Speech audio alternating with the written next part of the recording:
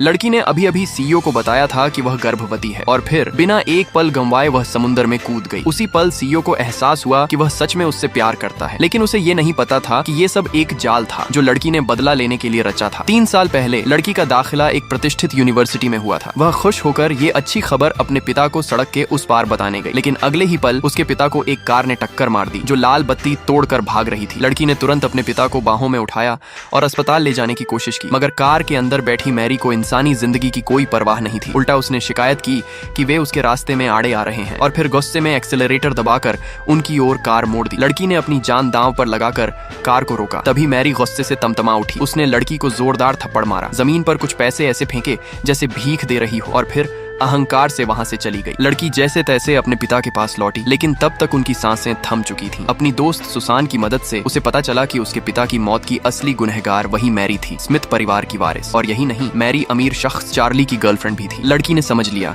कि वह सीधे मैरी का सामना नहीं कर सकती, इसलिए उसने तय किया कि वह चार्ली को ही अपने बदले का हथियार बनाएगी। जब उसे पता चला कि मैरी को 3 साल के लिए परिवार ने विदेश भेज दिया है, तो सुसान की मदद से उसने चार्ली के पास पहुंचने की योजना बनाई। चार्ली उस समय नशे में था और उसकी खूबसूरती से मोहित होकर उसने उसके साथ एक उथल पुथल भरी रात बिताई। अगली सुबह चार्ली ने उसे 1 मिलियन दिए और कहा कि दोबारा उसकी जिंदगी में कभी मत आना। लेकिन लड़की इस मौके को कैसे छोड़ सकती थी। उसने बैंक कार्ड गुस्से में फेंक दिया और कहा कि पिछली रात वह मजबूर थी। चार्ली को अपनी गलती का एहसास हुआ और उसने रकम 5 मिलियन तक बढ़ा दी ताकि मामला खत्म हो सके। लड़की ने दिखावा किया कि उसे बस 2 लाख चाहिए अपने पिता का अंतिम संस्कार करने के लिए और इसके बदले वह कुछ भी करने को तैयार है। चार्ली हैरान था कि उसने 5 मिलियन क्यों नहीं लिए। लड़की ने आंसुओं के साथ कहा, अगर मैं वो 5 मिलियन ले लूंगी तो हमेशा के लिए कलंकित हो जाऊंगी, लेकिन अगर मैं सिर्फ 2 लाख उधार लूं तो अब भी सिर ऊंचा रखकर जी सकती हूँ। ये सुनकर चार्ली को उसके बारे में और जानने की जिज्ञासा होने लगी। उसने उसकी बात मान ली और वहां से चला गया। उसके जाते ही लड़की ने हल्की मुस्कान दी। अब उसने चार्ली का दिल जीत लिया था। पार्ट 2 में वो खेल खुलेगा जिससे पूरी कहानी हिल जाएगी। उसे देखने के लिए चैनल को सब्सक्राइब करो और कमेंट में लिखो, अब भी सिर ऊंचा रखकर जी सकती।